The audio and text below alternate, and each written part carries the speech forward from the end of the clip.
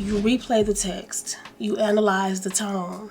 You second guess your choices, even the small ones. If that sounds like you, you're not alone. Overthinking is a habit, and it's time to break it. In this video, I'm breaking down 10 real reasons why you overthink everything and how to finally break that habit so you can move forward with clarity, confidence, and peace. Now, if you're returning, welcome back. But if you're new here, hi, my name is Tiffany, and I make content all about becoming the best version of yourself. Now, if that sounds like your vibe, girl, go ahead and hit that subscribe button. We would love to have you. Let's get into it. Okay, let's start here, because this is the truth that most people don't even realize. Overthinking is often your brain's attempt to control the outcome. You replay conversations, analyze people's reactions, weigh every possible scenario, because deep down you're afraid of uncertainty. You're trying to protect yourself from being blindsided, from making mistakes, or from getting hurt. It's a survival response that makes you feel like you're staying one step ahead. But here's the truth. No matter how much you think, you can't control everything. Life is unpredictable. People are unpredictable. And trying to mentally solve life like a puzzle only leads to mental exhaustion. The moment you realize that clarity often comes from doing, not just thinking, everything starts to shift. Actions lead to evidence. Evidence leads to confidence. And confidence reduces the need to control every little thing. When you stop trying to control the outcome, you free yourself to be present. You give yourself permission to make choices, learn from them, and grow. You stop fearing the unknown and start trusting yourself in it. I want you to choose one thing this week that you've been obsessing over. Maybe it's a text you sent, a decision you need to make, or something that hasn't gone the way you hoped. Write it down. Then write this one sentence. I release the need to control this. Every time your mind tries to spiral back, repeat that sentence out loud or in your head. This trains your brain to detach from the false belief that thinking more equals being more prepared. Let go so you can live more fully. Now let's talk about one of the biggest triggers for overthinking, the fear of failure. If you're afraid of making the wrong decision, you'll constantly seek the right one, turning it over in your mind, analyzing every angle, asking for advice, Googling for hours. You convince yourself that if you just think about it long enough, you will eliminate all risks. But here's the problem. Overthinking doesn't prevent failure. It prevents movement.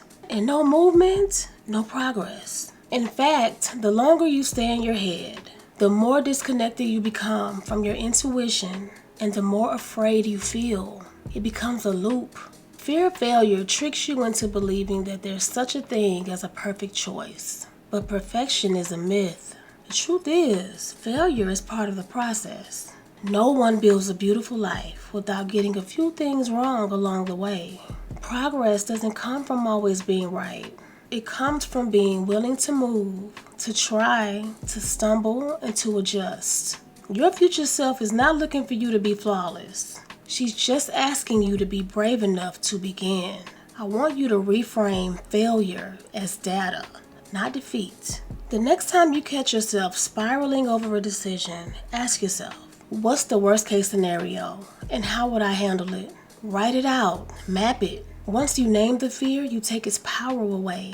Then follow with this. What would I gain even if it didn't go perfectly? This helps you shift from fear to resilience. Because when you realize you can handle the outcome, even if it's not the ideal outcome, overthinking loses its grip on you. You become someone who chooses growth over fear every single time. Okay, let's be honest now.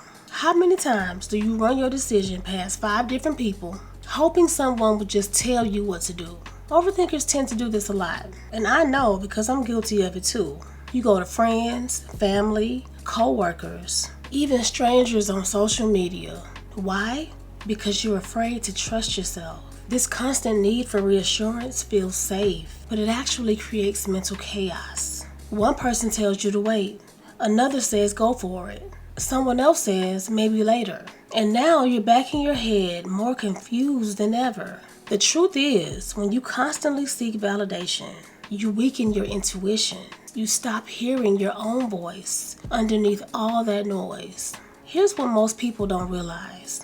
Clarity doesn't always come from consensus. It comes from self-trust. Your intuition is like a muscle.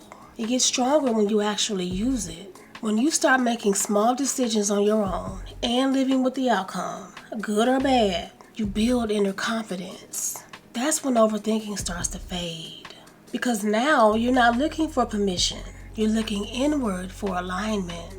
Now, if you must ask for input, I want you to limit yourself to 3 options, max. And make sure at least one of those voices is yours, girl. Here's how you do it. Write down the decision you're stuck on. Write what you honestly feel is the right move. Then, if you want to, get 2 outside perspectives. After that, decide. No more polling the crowd. Girl, you are not living your life on a committee. You don't need a group chat to validate your intuition. You just need the courage to trust it. One of the biggest reasons we overthink is because we're anywhere but here. Overthinking pulls you into the past, rehashing what they said, what they meant, what you should have done. Or it launches you into the future, worrying about what might go wrong, what people will think, how things will play out. But the truth is, clarity and peace only live in the present moment. And if you're not fully here, you'll always feel like you're mentally running in circles. Think about it. How often do you catch yourself zoning out, replaying conversations, or predicting problems that haven't even happened? All of that is mental clutter. And when you're stuck in that space, your nervous system is always in a low-level state of anxiety. That's why mindfulness is not just a trendy word. It's a necessary tool. Practices like journaling, deep breathing, or taking a slow walk without your phone may seem simple, but they're powerful because they bring you back to now. And now is where your power is. Not yesterday, not next week, just here. The moment you find yourself spiraling in your thoughts, I want you to pause and do this. Name 5 things you see. Name 4 things you can touch. Name 3 things you hear. Name 2 things you can smell. And name 1 thing you can taste. This technique pulls you out of your mental loop and roots you back into the present. Because once you ground yourself in the real, those imaginary fears lose their grip. You return to your body, your breath, your peace, and overthinking fades into the background. Now let me clear this up because this is one of the biggest traps. Problem solving is productive. Overthinking is paralyzing. And they feel the same in the moment. Both involve thinking, analyzing, and weighing options. But the outcome is totally different. Problem solving has direction. It moves you towards a decision. It focuses on solutions. Overthinking, it just loops. It circles the same fears, doubts, and what ifs over and over without any action. So if you've been rehashing the same issue for days, or even weeks, you're not solving it. You're stuck in rumination. And that kind of mental looping does not bring peace. It just drains your energy and builds anxiety. Here's the shift. Effective problem solving starts with a clear intention.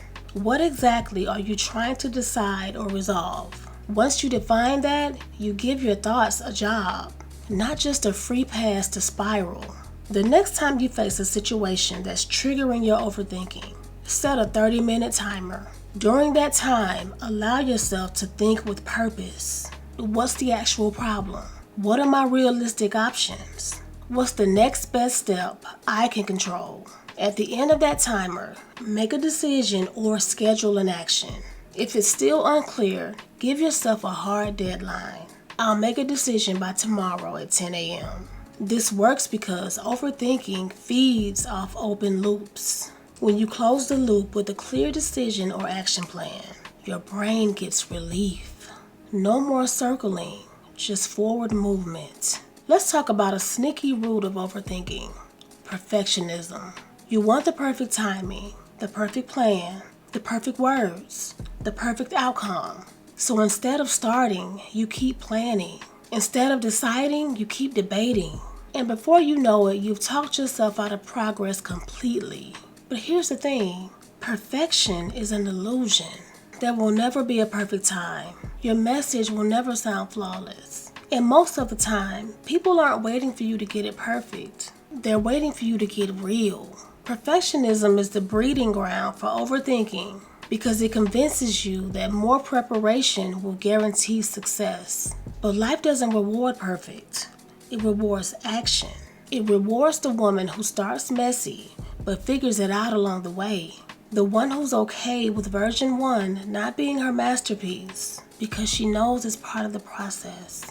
You're not behind. You're building. You don't need more time to get it right. You just need the courage to get it going. I want you to commit to doing one thing this week before you feel 100% ready. Record the video. Submit the application. Launch the idea. Speak up. Girl, post the content. Whatever it is, give yourself permission to do it at 80%. Because the last 20%, it's usually just fear dressed up as perfection. And most of the growth you're looking for is on the other side of doing it anyway.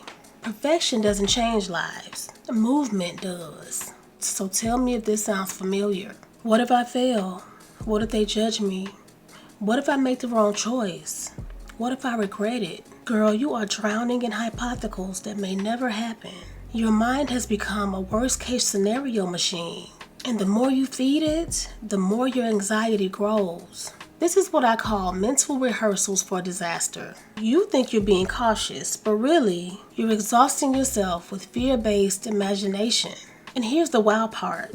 The brain reacts to imagined danger the same way it reacts to real danger. So your body stays tense, your confidence shrinks, and you don't move forward because everything feels risky, even when it's not. But what if you flipped it? What if, instead of asking, what if it all goes wrong? You ask, what if it actually works out? What if this risk leads to growth? What if this decision changes your life for the better? What if this scary move is the one that leads to your breakthrough? You've trained your brain to imagine fear. Now it's time to train it to imagine faith. The next time you catch yourself spiraling with what if fears, I want you to stop and write down 3 empowering what ifs instead.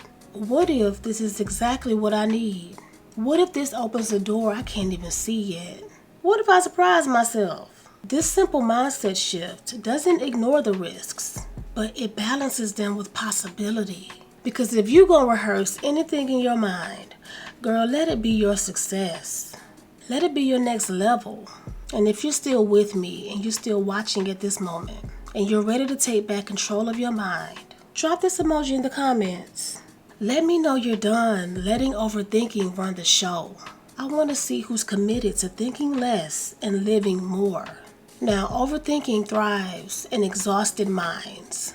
If you're constantly stimulated, scrolling, multitasking, working late, and carrying everyone else's needs, you leave yourself zero space to process your own thoughts. Your brain becomes a cluttered room with no exit, and instead of making clear decisions, you spiral deeper into overwhelm. And here's what most people miss. Mental clarity requires recovery. Silence and stillness are not luxuries, they're essentials. When you're always on go, your nervous system stays in fight or flight mode, and an overactive, overstimulated brain cannot think clearly. It can only react. And this is why rest is not a reward you earn after doing enough. Rest is required maintenance. Just like charging your phone or putting gas in your car. Without it, everything shuts down, including your ability to make good decisions and trust your intuition. So if you've been stuck in overthinking, ask yourself, when was the last time I allowed myself to just be? No input, no noise, no pressure. That's where peace begins. That's where answers rise. I want you to schedule some white space into your week. White space is intentional time where you don't consume or produce anything. Start with just 15 to 30 minutes a few times a week. During that time, no phone, no scrolling, no problem solving. Just sit with yourself. Go for a quiet walk. Stare out the window. Breathe. At first it may feel uncomfortable now because you're used to feeling every moment. But over time, this practice gives your mind the breathing room it desperately needs. And when your mind is rested, your decisions are clearer, your confidence is stronger, and your overthinking begins to fade. Let's call this next reason what it is. Sometimes, overthinking is just a stall tactic. You're not processing, you're postponing. You're hoping that if you just wait long enough, the decision will magically make itself. Girl, spoiler alert, it won't. Not choosing is a choice, and it's one that quietly robs you of your power. When you avoid making a decision, you stay in limbo, stuck between options, second-guessing everything, and wasting mental energy that could be used for building instead of wondering. The truth is, most of the clarity you're waiting for doesn't come before the decision. It comes after. Action brings answers. Even if you make the wrong choice, you get something just as valuable: feedback. And feedback is how you grow, how you evolve, how you get closer to what works. You don't need a perfect decision. You need a committed one. Because clarity doesn't come from waiting. It comes from moving. Instead of asking, what's the perfect choice? Ask, what's the next best step I can take with the information I have right now? This keeps you out of overwhelm and focused on forward motion. You don't have to figure out the entire path, just the next turn. And once you take that step, the next one reveals itself, and so forth. That's how you break free from indecision, one move at a time. And finally, here's the encouraging part. Overthinking is a habit, not your identity. You weren't born an overthinker. You learned it. You practiced it. You likely picked it up as a survival strategy to avoid mistakes, to feel safe, or to protect yourself from judgment or failure. But just like any habit, it can be unlearned. This means you are not stuck with this pattern. It's not a personality flaw. You're not just someone who overthinks everything. You're someone who has the power to retrain your brain. It starts with awareness. Every time you catch yourself spiraling, mentally looping, doubting, delaying, pause and gently ask yourself, is this helpful or is this just noise? That one question disrupts the pattern. And every time you disrupt it, you create space to choose differently. Overthinking loses its grip when you realize you always have a choice. Stay in your head or step into action. Stay in fear or walk in faith. I want you to come up with a phrase you say every time you notice yourself overthinking. Something short, powerful, and personal like, not today. We're doing this anyway. This ends now. Action over anxiety. Say it loud. Write it down. Put it somewhere visible. This becomes your mental reset button. A way to remind yourself that overthinking may be a habit, but you are in control of whether it continues. Small shifts in thoughts lead to massive shifts in your life. Girl, overthinking does not have to run your life anymore. You have the awareness now, and that's the first step to freedom. Now, if this video helps you stop overthinking, girl, don't forget to like, comment, and subscribe. And if you struggle with taking things personally, that's often linked to overthinking too. So make sure you watch my video, How to Stop Taking Things Personally, next. It's a game changer. Thank you for watching, and I'll see you there.